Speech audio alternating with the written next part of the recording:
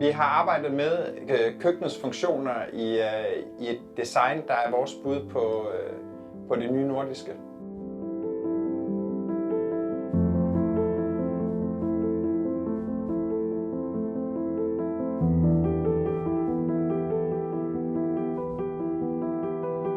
Det håndværksmæssige i det her, derfor var det også meget naturligt valg for os, at det var et trækøkken.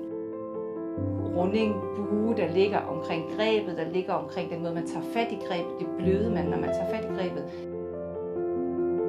Og så er det her køkken jo også lavet til JKE, og det håndværksmæssige, det er rapporteret, det snedkeragtige. Jamen, vi har hentet vores inspiration i danske designklassikere og møbeltradition.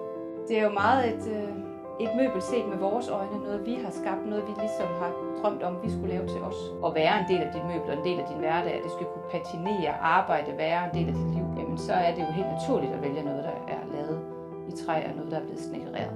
Og det er jo at tage funktionen af det skarpe køkken ud og give det lidt mere en karakter, så det kan være i de lidt mindre rum og uden at være anmassende som køkken. Står stærkt sammen med JKE omkring at lave det her. For mig det er, at vi har fået lavet et køkken, som runder af på en lækker måde, som har indikationen af det her møbel. Jeg kan godt lide det skarpe mod det bløde, som man kan arbejde med i det her køkken. Og så skal jeg sige, så er der også blevet arbejdet med det hele vejen igennem. Så det der med, at vi har fået den her lækre indmad i køkkenet, som gør, at det også er utroligt lækkert at åbne. Det gør jo også muligheden for, at man føler, at designet kommer med hele vejen igennem. Der er ikke noget, der er glemt. Vi synes, vi manglede et studiokøkken. Vi synes, vi manglede et køkken, som var et lækkert møbel, som kunne være i de små steder, som var et studio, den lille lejlighed.